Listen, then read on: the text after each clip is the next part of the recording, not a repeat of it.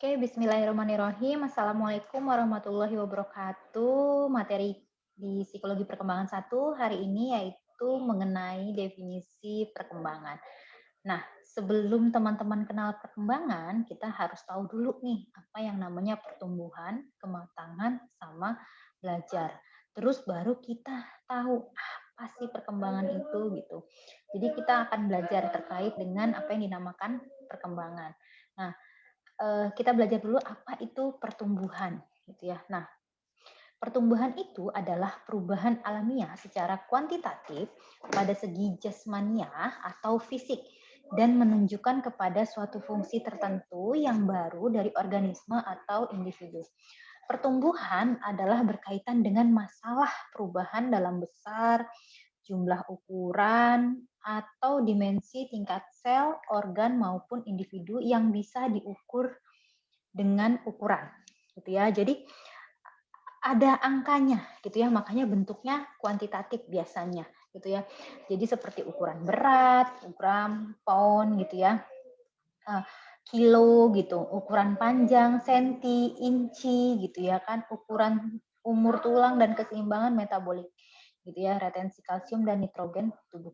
Jadi intinya pertumbuhan itu adalah sesuatu yang bisa diukur. Kayak misalnya berat badan kita, tinggi badan, itu jelas ya kita bertumbuh gitu ya kan. Bisa jelas dulu mungkin kita tingginya 140, sekarang 150 gitu ya, jelas. Dulu beratnya 50, sekarang 55, terus naik lagi atau turun lagi gitu ya. Jadi jelas ada pertumbuhan gitu ya. Jadi bisa terlihat gitu ya, ada bentuknya gitu ya. Ini yang disebut dengan bertumbuh gitu ya, pertumbuhan. Misalnya tanaman pertumbuhan, tumbuhan gitu ya, meningkat gitu ya, makin tinggi, ya, berbunga dan sebagainya. Jadi ada bentuknya secara fisik dan bisa diukur. Ini yang dinamakan pertumbuhan. Kemudian ada yang dinamakan dengan kematangan. Gitu ya. Perubahan yang relatif permanen terjadi karena hasil proses biologis, terlepas dari faktor lingkungan yang mempengaruhinya. Perubahan yang tidak direncanakan terjadi pada setiap orang. Ini apa ya contohnya? Ini contohnya kalau perempuan misalnya apa? Hmm? Mengalami menstruasi, gitu ya kan? Direncanain nggak? Misalnya teman-teman nih, ngerencanain nggak nanti menstruasinya pas SMA aja, atau pas SMP aja, atau pas SD aja? Nggak ada, gitu kan. Semua terjadi tiba-tiba karena hasil proses biologis terlepas dari faktor lingkungan yang mempengaruhinya, gitu ya. Walaupun misalnya nih ternyata lingkungannya sama semua, gitu ya kan. Kok bisa ada yang menstruasinya eee, SMP, tapi ada juga anak sekarang misalnya yang, menstruasinya SD gitu ya kan. Nah ini, makanya dikatakan bahwa kematangan ini, eee, perubahan yang tidak direncanakan dan terjadi pada setiap orang, gitu ya. Jadi kalau misalnya ada orang yang nggak mengalami ini gitu ya, nggak mengalami kematangan, itu perlu dicurigai. Curiganya apa? Mungkin terkena penyakit misalnya seperti itu ya. Dan ini relatif permanen gitu ya enggak? Gitu ya. Jadi matang, ya udah teman-teman matang gitu ya. Matang, haid gitu ya kan. Nanti kalau udah haid bukan berarti kan teman-teman kembali muda, bukan, tapi menopause gitu ya, kematangan. Nah ini. Jadi bukan kembali muda, tapi ya itu sudah matang seperti itu. Itu yang dinamakan dengan kematangan. Nah, kemudian ada yang dinamakan dengan belajar, gitu ya. Apa sih belajar itu? Ya, belajar itu menghasilkan perubahan yang terjadi karena hasil sebuah pengalaman, merupakan perubahan yang direncanakan. Nah, kalau tadi kita berbicara terkait dengan kematangan, itu perubahan yang tidak direncanakan, setiap orang tidak tahu kapan mengalami kematangan gitu ya kan. Mungkin hanya sekitar prediksi. Ada yang SMP, ada yang SMA, saya sendiri waktu SMP gitu, tapi katanya sih anak-anak sekarang itu SD udah mulai menstruasi. Nah, itu ya tidak direncanakan. Tahu-tahu kita mengalami kematangan.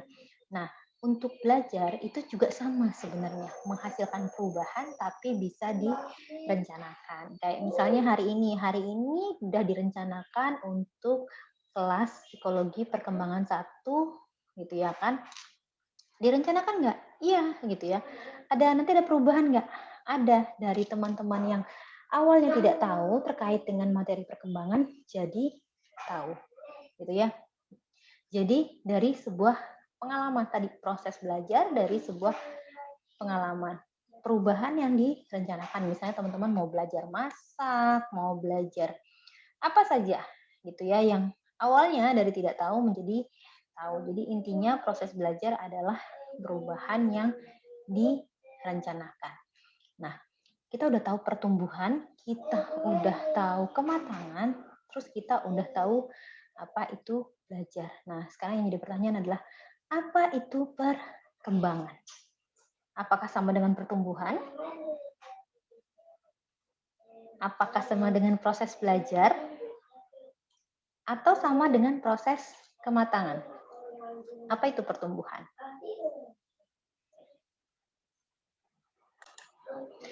Ayo, jadi perkembangan itu apa? Perkembangan itu adalah perubahan yang bersifat kuantitatif dan kualitatif, tidak memiliki titik maksimum. Jadi dia kalau bisa dibilang pertumbuhan juga, kematangan juga gitu ya. Tidak memiliki titik maksimum, tetapi sepanjang hayat hanya bisa memiliki titik optimum. Jadi misalnya ada tinggi di atas gitu ya, tapi bisa berubah lagi nggak? Bisa gitu. Nah, perkembangan di sini diartikan sebagai perubahan yang dialami oleh individu atau organisme menuju tingkat kedewasaan. Gitu ya, bukan kematangan ya, tapi tingkat kedewasaan yang berlangsung secara sistematis, progresif, dan berkesinambungan baik secara fisik maupun psikis. Jadi tidak hanya fisiknya, tapi juga psikisnya. Ini makanya perkembangan itu berbeda dari kematangan, gitu ya. Misalnya apa sih perkembangan itu? Gitu ya, perasaan, emosi, minat, cita-cita, dan kepribadian seseorang. Seperti kalau anak usia dini ada apa? Ada nilai dan moral, ada motorik halus, ada motorik kasar, kognitif, gitu ya kan. Jadi bisa dilihat nggak? Bisa diukur nggak? Gitu ya. Diukur pakai senti atau berat gitu? Nggak bisa gitu ya, tergantung gitu ya. Makanya di sini disebutkan ada titik maksimum sepanjang hayat hanya memiliki titik optimum gitu ya. Jadi misalnya maksimal sesuai dengan usianya, bisa meningkat lagi nggak? Bisa gitu ya kan. Tapi berbeda usianya gitu ya kan. Makanya dia disesuaikan dengan tugas-tugas perkembangan sesuai dengan usianya gitu. Jadi sebenarnya perkembangan itu adalah gabungan dari ketiganya tadi, pertumbuhan, kematangan, dan belajar, gitu ya. Gabungan dari pertumbuhan, makanya di sana disebutkan kuantitatif dan kualitatif, fisik dan psikis, gitu ya. Jadi benar-benar gabungan dari pertumbuhan, kematangan, dan belajar. Nah di sini teman-teman bisa lihat gitu ya perbedaannya. Perkembangan jelas panjang hayat, pertumbuhan jelas memiliki titik akhir gitu ya, nggak mungkin kayak kita, kayak saya gitu ya, nambah tinggi lagi sampai mungkin punya body seperti model gitu ya, tinggi 170, nggak mungkin. Karena setahu saya udah nggak nambah tinggi lagi gitu ya. Kematangan biologis gitu ya, saya sudah tadi menstruasi, belajar hasil dari pengalaman gitu ya. Bisa ternyata orang yang satu dengan orang yang lain punya tingkat yang berbeda gitu ya. Kuantitatif, kualitatif perkembangan gitu ya, pertumbuhan jelas kuantitatif. Kematangan itu tidak bisa diukur gitu ya, tidak direncanakan. Belajar bisa kualitatif, bisa kuantitatif. Kok bisa kuantitatif juga sebenarnya kalau di sini nggak dituliskan ya. Kenapa saya bilang bisa kuantitatif juga? Karena dibikinkan psikometri gitu ya, diukur misalnya nilai jadi 10, 20, 70 gitu ya kan, bisa diukur, dikuantitatifkan juga bisa. Perkembangan interaksi antara ketiganya. Jadi benar-benar interaksi antara pertumbuhan, kematangan, dan belajar gitu. Dan memiliki titik optimum. Misalnya itu tadi maksimal sesuai dengan maksimal sesuai dengan usianya. Udah optimum nih di usia ini. Gitu ya. Tapi bisa naik lagi nggak? Bisa di usia selanjutnya sesuai dengan tugas perkembangan selanjutnya. Nah, kalau ke pertumbuhan jelas tidak direncanakan. gitu ya, nambah tumbuh sendiri. Mungkin kalau berat badan aja kita makan dikit naik berat badan kalau kayak saya gitu ya. Ibaratnya makan naik langsung, nggak ada saya rencana mau naikin berat badan gitu ya. Tapi kalau saya makan berat badan saya naik gitu. Memiliki titik maksimum, ya gitu ya kan tadi nggak mungkin nambah tinggi saya nambah lagi gitu. Sekarang udah mentok di 157 tinggi saya gitu. Nah, kalau kematangan jelas menghilang setelah periode waktu tertentu gitu ya. Kayak misalnya tadi proses menopause gitu ya kan, ya udah nggak matang lagi gitu ya kan. Nah, kalau belajar jelas direncanakan permanen. Iya, sebenarnya kemampuan kita itu permanen, cuman mungkin bisa lupa, bisa. Tapi sebenarnya kita udah bisa waktu itu, gitu ya kan. Ketika kita tidak maintenance ya mungkin bisa jadi kita lupa. Nah, jadi intinya perkembangan itu adalah interaksi dari ketiga tadi, pertumbuhan, kematangan, dan belajar gitu ya. Makanya di anak usia dini itu disebutnya perkembangan gitu, bukan pertumbuhan gitu ya, bukan kematangan, bukan belajar. Bukan berarti bukan ya, tapi ada pertumbuhannya, ada proses kematangannya, ada proses belajarnya gitu ya kan, tapi disebutnya perkembangan. Anak tumbuh nggak? Iya tumbuh, badannya tumbuh gitu ya, nggak bertambah tinggi, matang nggak? Iya mungkin nanti, belum waktunya, misalnya di SD gitu ya. Nah, belajar nggak? Iya belajar gitu ya. Yang didapat dari motorik halus, motorik kasar, dari proses belajar nggak? Proses belajar. Nah, itu yang dinamakan dengan perkembangan, gitu ya. Nah, kita akan lihat sebenarnya kalau pola pertumbuhan fisik itu seperti apa gitu ya kan. Setelah kita tahu tadi apa istilahnya yang dinamakan perkembangan. Nah, di sini ada hukum cephalocauda gitu ya. Proses perkembangan berjalan dari arah kepala ke bawah. Seperti halnya janin dalam kandungan. Saat di dalam kandungan sel-sel membelah diri dan membentuk kepala lalu tubuh, anggota gerak, tangan dan kaki dan barulah ekor. Ini hukum pertumbuhan fisik gitu ya. Jadi, kenapa disebutnya perkembangan? Karena tadi ada di dalam perkembangan ada pertumbuhan. Gitu. Kemudian ini ada hukum proximo-distal gitu ya, proses perkembangan dari hal-hal yang dekat baru jauh. Nah ini kenapa sih ada perkembangan? Karena ada pertumbuhannya gitu ya, ini perkembangannya. Bayi yang belajar apa? Belajar mulai dari anggota tubuhnya. Pertama menggerakkan jari, berguling, lalu mulai mengenal hal-hal di sekelilingnya seperti ibu, ayah gitu ya. Makin naik lagi tingkatnya, semakin dewasa, individu semakin berpikir hal-hal yang jauh, bahkan hal-hal yang tak terjangkau penglihatan. Seperti cita-cita, rencana, masa depan. Nah, ini pola pertumbuhan fisik gitu. Nah, prinsip-prinsip pertumbuhan perkembangan gitu ya kan. Proses pertumbuhan dan perkembangan yang terjadi pada individu manusia mengikuti prinsip-prinsip yang berlaku secara umum. Jelas, tipe-tipe perubahan. Ini ada perubahan dalam ukuran, ya enggak? Dulu kecil, sekarang besar. Proporsi dulu makannya sedikit, porsinya jadi banyak gitu ya. Hilangnya ciri-ciri yang lalu. Mungkin dulu kecil jadi besar gitu ya. Terus kita muncul ciri-ciri baru gitu ya kan. Dulu misalnya mulus, sekarang jerawatan gitu ya. Ini ada yang muncul gitu ya di pertumbuhan perkembangan ini.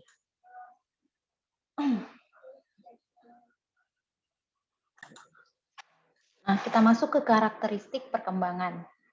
Jadi perkembangan itu berlangsung dari hal-hal yang bersifat umum ke yang bersifat khusus gitu ya. Jadi misalnya awalnya misalnya kayak nilai agama dan moral gitu ya. Anak-anak taunya kan pelan-pelan, terus makin spesifik, makin spesifik, makin spesifik. Misalnya kayak kemandirian gitu ya kan. Awalnya yang mereka cuma bisa melakukan masih dibantu bertambah makin spesifik. Makanya perkembangan itu berlangsung dari hal-hal yang bersifat umum ke yang bersifat khusus. Nah, perkembangan itu berkesinambungan gitu ya. Jadi apa namanya istilahnya tadi itu ya makin karena dia bersifat umum ke khusus, jadi terus akan ada perkembangan gitu ya. Jadi kalau bisa berhenti nggak? Ya sebenarnya itu tadi karena perkembangan itu interaksi dari pertumbuhan, kematangan dan belajar. Makanya perkembangan itu sifatnya berkesinambungan. Setiap bagian tubuh mempunyai kecepatan pertumbuhan sendiri-sendiri. gitu ya, karena tadi perkembangan juga pertumbuhan gitu ya, otomatis dia kalau kayak pertumbuhan itu punya kecepatannya sendiri, nggak sama, maksudnya nggak sama semuanya. Jadi misalnya kayak motorik halus sama motorik kasar, ya punya kecepatannya sendiri-sendiri. Ada yang motorik halusnya bagus, motorik kasarnya jelek. Motorik kasarnya bagus, motorik halusnya jelek gitu ya. Biasanya nih yang suka rame gitu ya kan, kalau anaknya cepet jalan biasanya ngomongnya lambat gitu ya. Terus kalau ngomongnya cepat, jalannya lambat. Nah ini, jadi sebenarnya bukan masalah itu gitu ya, tapi lebih kepada stimulus dan memang setiap perkembangan itu punya kecepatannya sendiri-sendiri. Nah, biasanya selalu ada korelasi antara perkembangan yang awal dengan perkembangan yang selanjutnya. Nah, ini yang sering dibahas nih. Misalnya anak melewati fase merangkak gitu ya kan. Ada masalah nggak di kemudian hari? Bisa jadi ada permasalahan, terutama ketika misalnya di fase tertentu anak tidak uh, mendapat tidak berkembang sesuai dengan tadi perkembangan yang seharusnya, atau ada tugas-tugas perkembangan yang dilewati sama anak gitu ya.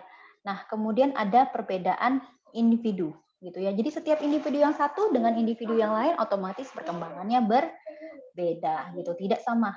Kembar identik sekalipun mungkin bisa jadi perkembangannya tidak sama, seperti itu ya. Jadi tidak sama. Nih, kemudian pola perkembangan itu bersifat periodik gitu ya. Jadi terus gitu ya. Mungkin ada yang satu di waktu tertentu, ada satu yang di tidak gitu ya kan. Terdapat tugas perkembangan dalam satu periode.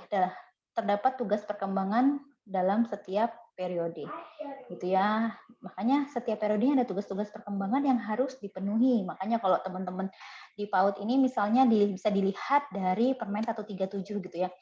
Anak usia segini sampai usia segini harusnya udah bisa apa? Tugas perkembangannya apa? Anak usia segini sampai usia segini tugas perkembangannya apa? Dan ini terus. Ada tugas perkembangan setiap periodenya gitu. Mau sampai dewasa? Iya. Gitu ya kan, usia segini sampai usia segini apa tugas perkembangannya?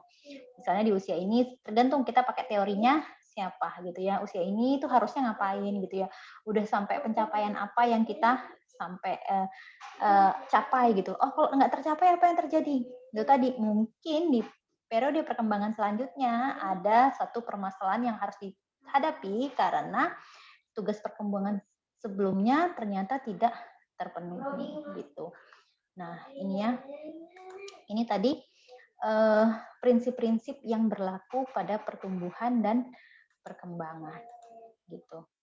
Kemudian apa sih faktor-faktor yang mempengaruhi tumbuh kembang anak gitu ya? Kalau di sini tuh belum ada klinik tumbuh kembang gitu ya.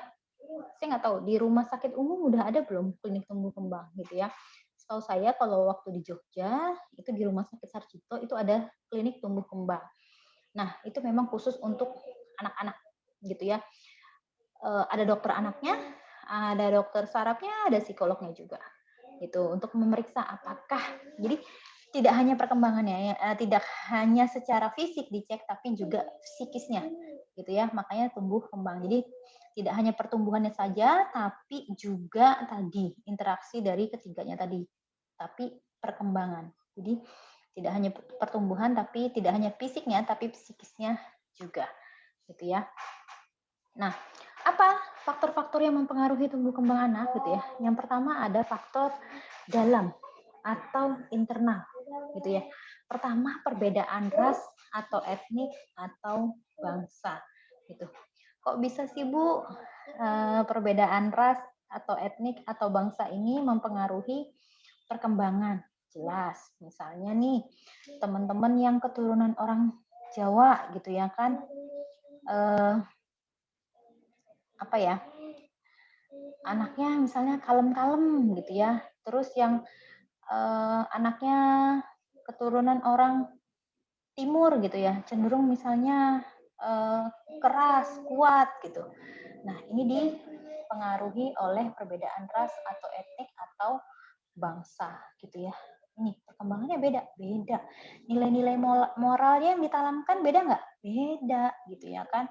Mungkin yang orang Jawa lebih kalem, lebih sopan santun misalnya gitu ya. Yang orang timur gitu ya, walaupun mungkin setara nilai yang ditanamkan, eee, berbeda. Seperti gini, dulu waktu pertama kali kuliah gitu ya, kuliah di Jawa gitu ya kan, saya ketemu sama orang Sumatera gitu ya. Saya punya teman orang Sumatera yang menurut saya kok, eee, nilai-nilai gitu ya, nilai yang ditanamkan itu berbeda. Misalnya gini, saya dengar gitu ya, teman-teman saya ini bilang ke orang tua saya itu pakai bahasa aku. Aku nanti ini Bu, gitu. Aku nanti aku, saya bilang. Sedangkan kita, saya kebetulan bapak saya Jawa, ibu saya Banjar. Menurut kami di keluarga gitu ya, membahasakan diri sendiri sebagai aku itu tidak sopan gitu. Nilai ya, nilai moral, perkembangan nilai dan moral gitu ya kan. Jadi dipengaruhi apa? Dipengaruhi perbedaan ras, etnik atau bangsa gitu. Kok nggak sopan sampai saya tegur teman saya itu, nggak boleh ngomong gitu sama bapakku, kita misalnya gitu waktu bapak saya datang gitu. Ya, dia bilang aku ngomong sama orang tuaku juga pakai aku loh, kata dia gitu. Oh ternyata saya baru tahu gitu. Teman saya yang orang Sumatera, walaupun kita tidak bisa pukul rata ya, tapi teman saya itu memang sudah terbiasa ngomong sama orang yang lebih tua itu pakai bahasa aku. Menurut mereka itu sudah cukup sopan gitu. Berbeda dengan saya. Saya bilang eh, untuk ngomong yang lebih tua dengan orang lain yang tidak terlalu kenal itu harus menggunakan bahasa saya. Bahkan kalau untuk orang tua saya menyebut diri saya gitu ya, nama saya sebutkan gitu. Nonon lagi mau ini misalnya gitu. Saya nggak pernah pakai bahasa aku kecuali pakai teman sebaya atau bahkan yang di bawah saya pun gitu ya, adik tingkat misalnya atau teman-teman mahasiswa gitu, saya nggak pakai bahasa aku gitu ya atau bahasa nama gitu, tapi saya pakai bahasa saya. Nah, ini ada perbedaan nilai dan moral yang ditanamkan gitu ya. Bisa jadi karena perbedaan ras atau etnik atau bangsa. Sama seperti kita di Indonesia, kita di budaya timur gitu ya. Di Indonesia itu kita memanggil nama guru kita gitu ya kan, itu menggunakan bapak, ibu gitu ya kan, sopan ya. Tapi kalau di luar negeri, Eropa, Amerika gitu ya, mereka hanya menggunakan namanya saja gitu. Manggil guru besarnya John, John gitu ya. John, kalau kita kan mungkin Profesor John gitu ya. Mereka enggak John gitu. Jadi hanya menggunakan nama gitu. Jadi tidak ada, makanya nggak ada tuh kakak atau adik gitu ya. In English kan brother and sister gitu ya kan. Saudara laki-laki dan saudara perempuan gitu ya. Tidak ada kakak. Kalau kakak apa?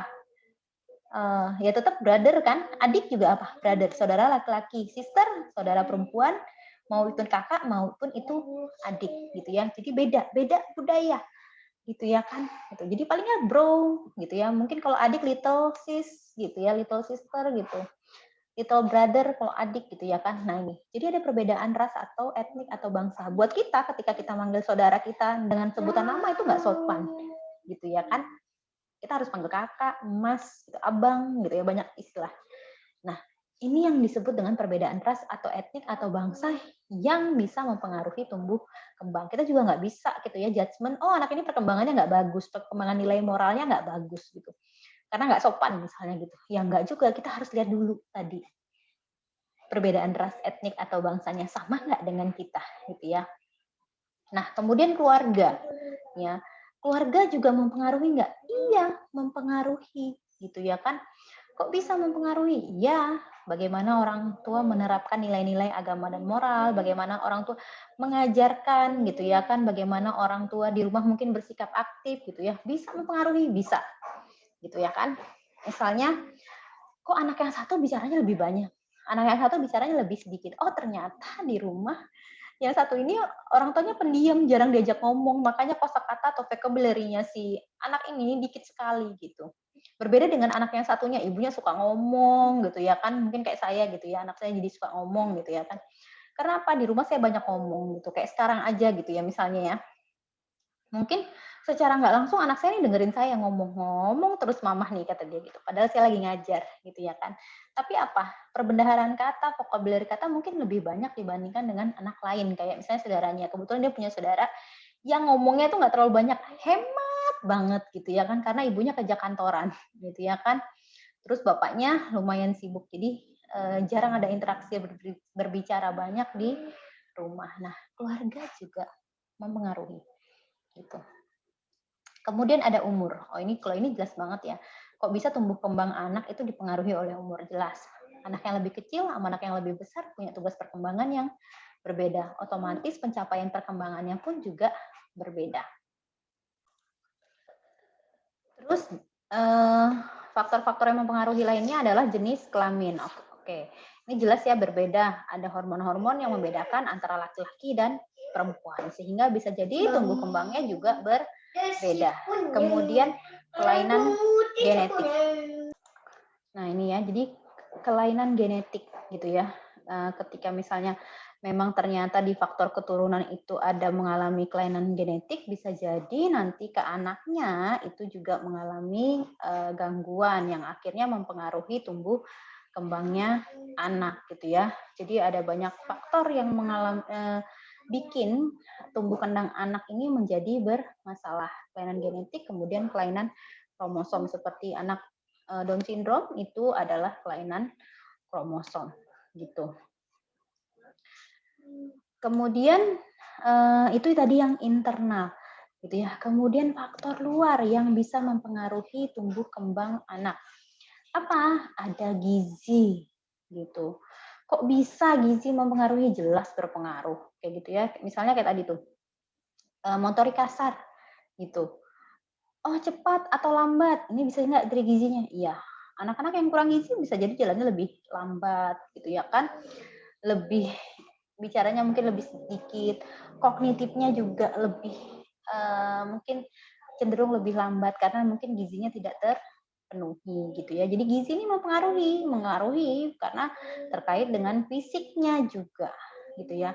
Kemudian ada penyakit kronis atau kelainan kongenital gitu ya. Nah ini misalnya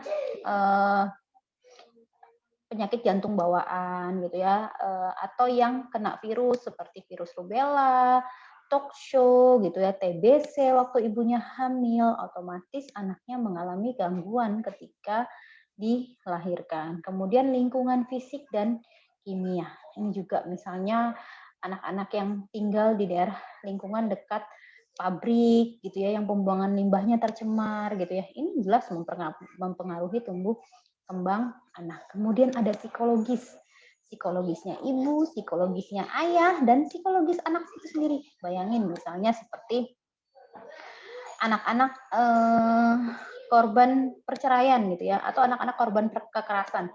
Kebetulan kemarin saya lagi dampingi anak dengan korban kekerasan. Kebetulan anaknya ini anak PAUD dua-duanya gitu ya. Yang satu adiknya umur 3 tahun, yang kakak umur 6 tahun. Nah, ayah dan ibunya ini bercerai gitu ya. Bercerai, tapi proses perceraian cukup lama karena awalnya bapaknya ini tidak mau dicerai gitu. Dan mereka setelah proses perkelahian terjadi, ibunya balik ke kampung. Pertama anak-anak dibawa, tapi ternyata si anak-anak ini mengalami kekerasan dari keluarga ibu, dipukul, dibully gitu ya, diejek gitu ya dengan teman-teman dan keluarga sang ibu gitu. Nah, akhirnya pas saat bapak lagi mengunjungi ternyata anak-anak ini minta ikut gitu ya, minta ikut dan dibawa ke kota, dibawa ke kota, bukan di kampung lagi gitu ya. Nah, akhirnya si anak ini gitu ya, pas saya cek gitu ya, pas saya pertama kali ketemu, oh ternyata anak-anak ini tuh jadi benci sekali dengan ibunya gitu ya, manggil ibunya Umi kan. Sekarang tinggal sama siapa? Saya tanya. Sama Abi, kata dia gitu. Gimana di rumah Abi? Seneng nggak sama Abi? Seneng gitu. Kalau Umi apa kabar? Tahu gitu. Jadi mereka mengatakan nggak tahu gitu ya.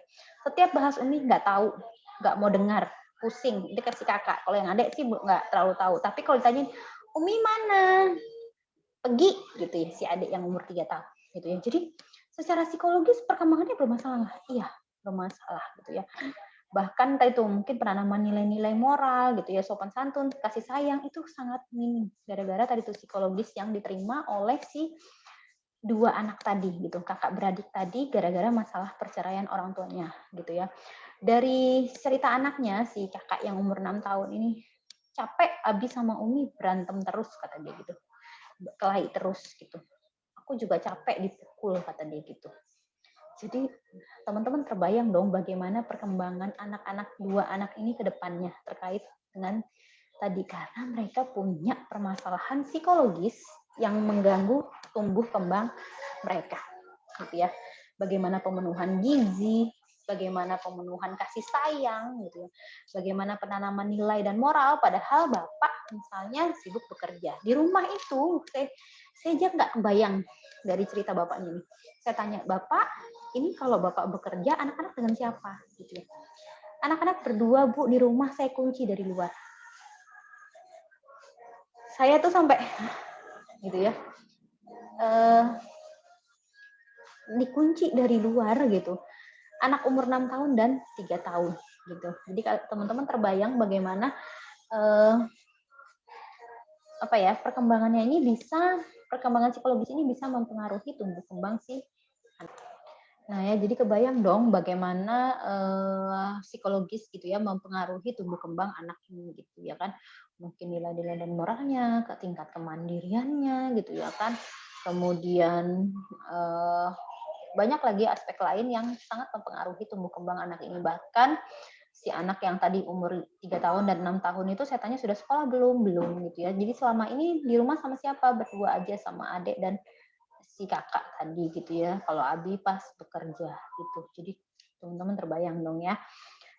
Faktor psikologis ini sangat mempengaruhi. Bahkan sampai saya ketemu sama anaknya itu mereka benci sekali dengan si Umi. Dan yang bikin saya kesel lagi gitu ya kan. Saya menghubungi uminya pas pertama kali saya hubungin uminya, oke, pas nanti ke Samarinda, ditanyain kapan ke Samarinda gitu ya kan, nanti pas sidang perceraian. Oke, pas sidang perceraian saya jadwalkanlah ketemu. Maksud saya tuh pengen ketemu, saya pengen membicarakan masalah anak ini 2 ini gimana gitu ya sebagai seorang ibu gitu ya kan. Oke, saya jadwalkan di hari pas ibu ke Samarinda menghadiri sidang. Saya datanglah, waktu itu kalau nggak salah dijadwalkan hari Selasa, mereka sidangnya hari Selasa, Selasa pagi sidangnya. Saya jadwalkan siang setelah sidang. Pas saya datang, ini uminya mana? Saya gitu kan. Uminya nggak mau datang. Ya udah tolong diteleponkan. Siang itu juga saya minta kantor teleponkan gitu ya. Bu, tolong teleponkan uminya. Saya bilang gitu, anak-anaknya nunggu. Saya pengen bicara sama uminya. Saya bilang gitu. Karena nih kondisi psikologis anak-anak ini ya itu ya, walaupun bercerai, maksud saya itu ya udahlah gitu ya. Masalah drama orang tuanya ya udah gitu. Maksud saya itu terserah mereka gitu ya kan.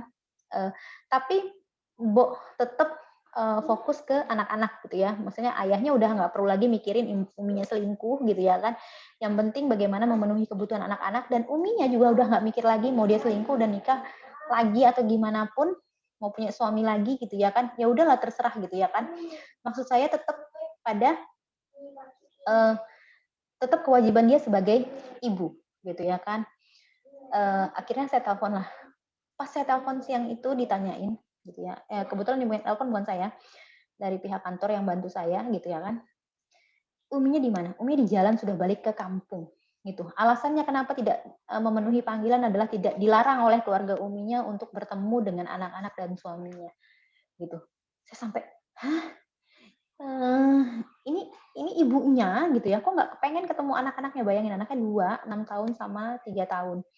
Laki-laki dua-duanya anak-anaknya. Saya sampai, ya wajar lah gitu ya si anak ini bilang uminya jahat gitu ya kan. Karena tadi tuh uminya saja tidak mau ketemu gitu. Saya sampai bingung ini ya kalau mereka berantem berantem aja gitu ya ayah sama anak gitu ya. Tapi untuk kepentingan anak harusnya mereka tetap berkorban gitu. Nah, jadi faktor psikologis ini sangat mempengaruhi. Kemudian endokrin ini sakit ya. Jadi kurang lebih sama kayak gini, mungkin penyakit gitu ya kan. Jadi pasti jelas mempengaruhi tumbuh kembang anak. Nah, kemudian ada sosial ekonomi. Nah, ini juga dari anak anak-anak yang menengah ke bawah, semua anak-anak yang menengah ke atas otomatis punya tumbuh kembang yang berbeda, walaupun tidak semua dipengaruhi oleh sosial ekonomi. Mungkin anak-anak yang sosial ekonominya rendah gitu ya. Pernah saya waktu di dokter kandungan tuh dikasih tahu, Bu, jangan selama hamil jangan makan mie terus ya. Saya tuh pernah Bu nanganin dokter kandungan ini, mungkin serem-serem juga cerita. Nanganin Bu, ibu yang tiap hari makan Indomie. Ampun Bu, kasihan Bu, katanya tubuhnya itu waktu lahir gitu ya mengalami gangguan gitu. Jadi secara fisik ada masalah gitu ya kan. Atau mungkin dari tuh pas lahir ternyata anaknya sudah secara intelektual kurang gitu. Jadi selama hamil dan sebagainya. Karena apa sebenarnya? Mungkin karena faktor sosial ekonomi yang misalnya gizi tadi tidak terpenuhi gitu ya kan. Kemudian mungkin juga fasilitas-fasilitas yang berbeda gitu ya enggak. Jadi sosial ekonomi sangat mempengaruhi tumbuh kembang. Kemudian lingkungan pengasuhan. Nah, ini juga banyak nih cerita tentang lingkungan pengasuhan gitu ya. Bagaimana misalnya pengasuhan ibu, pengasuhan ayah gitu ya, atau mungkin pengasuhan dari babysitter gitu ya kan, atau mungkin pengasuhan dari nenek kakek yang ternyata berbeda-beda gitu, yang akhirnya juga bisa mempengaruhi tumbuh kembang anak. Entah itu tumbuh kembang jadi baik atau mungkin jadi mengalami gangguan atau kekurangan gitu ya. Kemudian yang terakhir itu ada faktor dari obat-obatan. Ya, nah ini juga bisa jadi mempengaruhi tumbuh kembang. Makanya selama ibu hamil itu harus hati-hati minum obat-obatan. Pas lagi menyusui juga hati-hati saat meminum obat-obatan karena itu bisa menjadi berpengaruh pada tumbuh kembang si anak gitu. Oke, kenapa sih gitu ya? Kita perlu tahu terkait dengan apa aja yang mempengaruhi perkembangan gitu ya. Nah, nanti teman-teman sebagai guru PAUD gitu ya, harapannya adalah sebagai guru PAUD gitu ya, teman-teman yang udah jadi guru PAUD, teman-teman yang udah calon guru PAUD gitu. Di sini pasti nanti mikirnya gini, ngapain sih belajar ini? Kenapa kita perlu tahu ini? Nah, setelah kita tahu faktor-faktornya gitu ya, ketika misalnya nanti teman-teman di sekolahan ketemu nih sama anak yang mungkin mengalami permasalahan pada perkembangannya sehingga ini apa sih yang mesti saya lakukan? Nah, teman-teman boleh cari tahu gitu. Kenapa si anak jadi begini gitu. Faktor internal kah, faktor eksternal kah? Gitu ya kan. Tadi kalau faktor internal bisa cari tahu. Oh, mungkin keluarganya, oh, mungkin kelainan genetik gitu ya. Atau mungkin faktor internal apa? Nah, setelah tahu ternyata bisa jadi nih faktornya ini nih. Gitu. Kalau faktornya penyakit gitu ya, faktornya obat-obatan, otomatis tahu dong intervensinya apa? Intervensinya dibawa ke dokter.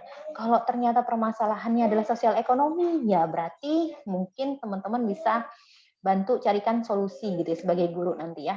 Kemudian kalau ternyata lingkungan pengasuhan, ya teman-teman sebagai guru nanti mungkin bisa memberikan konseling kepada orang tua gitu ya.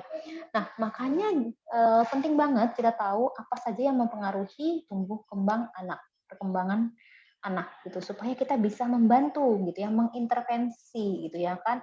Paling tidak kalau kita tidak bisa lakukan, kita memberi rujukan. Misalnya menyarankan ibu mungkin anaknya bisa diperiksa ke dokter terkait dengan permasalahan A, B, C, D gitu ya kan. Atau ibu mungkin bisa melakukan konsultasi misalnya dengan psikolog gitu ya. Atau mungkin teman-teman bisa melakukan konsultasi sendiri misalnya kalau ternyata masalah itu masalah hubungan pengasuhan, keluarga dan lain sebagainya. Itu makanya penting nih cari tahu kenapa sih atau apa aja yang mempengaruhi perkembangan anak gitu. Nah, jadi sebenarnya perkembangan itu apa? Psikologi perkembangan itu apa? Jadi psikologi perkembangan itu cabang ilmu psikologi yang mempelajari perkembangan dan perubahan aspek kejiwaan manusia sejak dilahirkan sampai dengan meninggal gitu. Karena kita lagi di kelas S1 pendidikan anak usia dini, jadi mungkin teman-teman terbatas nih belajarnya, cuman sampai anak usia dini gitu. Kalau saya waktu kuliah psikologi itu belajarnya sampai meninggal gitu ya. Perkembangan benar-benar membahas psikologi perkembangan 1 dan 2. Jadi kami itu ada kelas bukan dibagi 3. Kalau sekarang kan 3 tuh. Saya tuh dulu dibaginya kelas psikologi perkembangan 1 itu untuk anak-anak gitu ya, dari lahir sampai anak-anak. Psikologi perkembangan 2 itu khusus dewasa gitu ya. Dewasa. Kemudian nanti ada kelas 1 lagi, tapi namanya bukan psikologi perkembangan. gerontologi itu untuk lansia gitu. Jadi benar-benar psikologi perkembangan itu benar-benar adalah yang mempelajari perkembangan dan aspek kejiwaan manusia sejak dilahirkan sampai dengan meninggal. Nah, karena teman-teman cuma di S1 PG PAUD, otomatis kita fokus pada perkembangan anak usia dini gitu. Jadi psikologi itu benar-benar ya ilmu yang mempelajari tingkah laku dalam perkembangannya dan latar belakang yang mempengaruhinya. Gitu. Perkembangannya gimana? Tugas perkembangannya apa? Terus kok bisa sih begitu? Gitu ya. Supaya apa nanti? Gitu ya, ketika teman-teman belajar psikologi perkembangan. Supaya tahu mau ngapain gitu. Supaya punya dasar kayak kemarin misalnya timbul pertanyaan-pertanyaan, "Bu, kalau kayak gini gimana anaknya, Bu? Ayo kita lihat lagi ke teori perkembangan." Gitu. Kenapa sih? Apa aja sih? Ini mungkin nggak sih? Gitu. Nanti baru diselesaikan. Gitu. Oke. Ini ya, manfaat psikologi manfaat psikologi perkembangan gitu ya. Untuk mengetahui tingkah laku individu itu sesuai atau tidak dengan tingkat usia perkembangannya gitu ya. Jadi kalau teman-teman nanya, "Bu, oh ya kemarin tuh ada mahasiswa bimbingan skripsi gitu ya kan, bimbingan skripsi sama saya. Terus dia ngangkat masalah sosial emosional gitu ya, masalah sosial emosional gitu. Dia ngangkat masalah emosional. Iya Bu, anaknya itu umur 5 tahun belum bisa mengendalikan diri gitu. Makanya saya mau ngangkat permasalahan ini. Gitu ya. Emosinya meledak-ledak gitu ya kan. Saya sampai nanya, emosinya meledak-ledak itu seperti apa? Lama enggak? Kalau dibujuk mau enggak? Mau Bu, cuman dia nggak bisa mengendalikan diri gitu. Oke. Saya tanya, pernah baca teori perkembangan? Saya bilang gitu. Apakah normal anak umur 5 tahun bisa mengendalikan diri? Saya bilang gitu. Dia diem aja. Oke, kita cek lagi di psikologi perkembangan. Saya bilang, anak umur 5 tahun itu normal, belum bisa mengendalikan diri. Masih nangis? Masih. Gitu ya kan. Masih nyari ibunya? Masih. Gitu. Wajar normal, bukan masalah. Nah, makanya jadi sebenarnya kalau kita belajar psikologi perkembangan, kita tahu gitu ya. Jadi kita nggak bisa judgement, oh ini anaknya bermasalah, oh anaknya mengalami gangguan, gara-gara apa? Dia Bu, belum bisa mengendalikan diri Bu. Ya, anak umur 5 tahun suruh mengendalikan diri. Kita aja kadang-kadang kalau ada sesuatu yang bikin emosi kita bisa marah gitu ya. Saya aja waktu SMA ada yang ada yang nyenggol dikit aja bisa mukul gitu ya. Apalagi anak kecil gitu ya. Nah ini, jadi untuk mengetahui tingkah laku individu itu sesuai atau tidak dengan tingkat usia atau perkembangannya. Sama kayak misalnya, ini yang paling santer nih, jalan. Bu, anaknya udah 1,5 tahun belum bisa jalan, normal nggak? Gitu ya kan.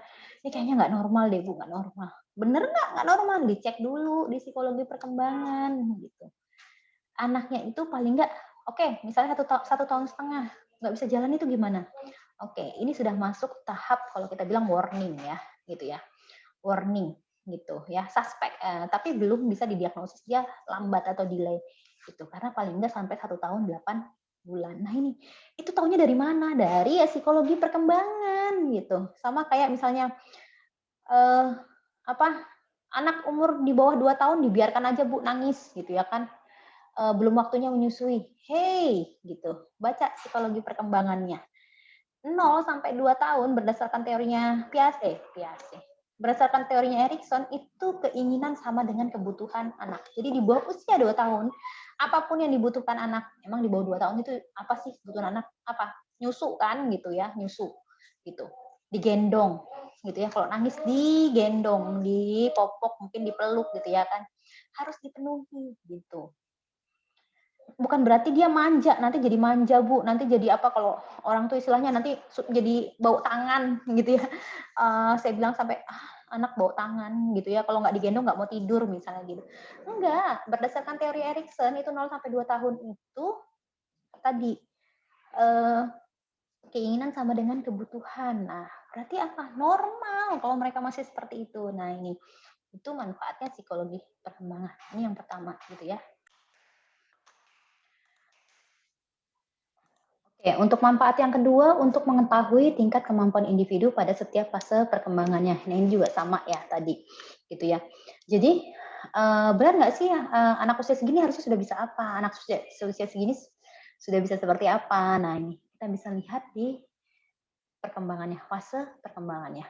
Kemudian yang ketiga itu untuk mengetahui kapan individu bisa diberi stimulus pada tingkat perkembangan tertentu gitu. Kapan sih kita udah boleh ngajarin jalan misalnya gitu ya. Nah, kapan sih kita udah boleh bisa ngajarin duduk gitu ya. Makanya kan kalau anak kecil itu jangan didudukkan, punggungnya belum siap. Jangan diberdirikan, kakinya belum siap gitu. Kapan? Terus bolehnya kapan? Ya dilihat di tingkat perkembangannya. Kapan dia sudah boleh jalan? Kapan dia sudah boleh duduk gitu ya? Kapan dia boleh diajarkan bla bla bla bla bla dan sebagainya gitu. Nah, ini bisa dilihat dari mana? Dari perkembangannya gitu ya. Kemudian terus bisa ngapain? Udah boleh diajarin belum? Ya itu tadi, setelah dilihat baru boleh diajarkan sesuai dengan usianya, sesuai dengan tingkat perkembangannya. Kemudian yang keempat, agar dapat mempersiapkan diri dalam menghadapi perubahan-perubahan yang akan dihadapi anak, gitu ya. Terus kalau misalnya udah tahu nih, oh anak umur segini nanti bakal begini. Jadi orang tua, guru tuh udah siap-siap tuh mempersiapkan dan lain sebagainya. Mungkin metode pembelajaran, metode bermain gitu ya, udah mempersiapkan diri menghadapi perubahan-perubahan yang akan dihadapi, yang akan dialami oleh anak. Nah, khusus bagi guru, ini agar dapat memilih dan memberikan metode yang sesuai dengan kebutuhan anak. Karena apa? Kita tahu perkembangannya seperti ini, berarti metode yang dibutuhkan seperti ini, sehingga kita bisa menyiapkannya lebih baik gitu ya. Nggak cuma ngajar-ngajar aja, nggak cuma nasehatin aja tanpa kita tahu dasarnya apa, tanpa kita tahu perkembangannya seperti apa. Oke, ini adalah manfaat dari psikologi perkembangan gitu ya. Jadi kita dari awal sudah belajar terkait dengan perkembangan, apa itu perkembangan, kemudian hukum pertumbuhan, kemudian prinsip-prinsip dalam perkembangan, kemudian kita belajar faktor-faktor yang mempengaruhi apa itu psikologi perkembangan sama manfaat psikologi perkembangan. Oke, saya akhiri penjelasan tentang materi hari ini terkait dengan definisi perkembangan. Jika teman-teman ada yang mau ditanyakan, teman-teman boleh chat di grup WA-nya. Saya akhiri, Assalamualaikum warahmatullahi wabarakatuh.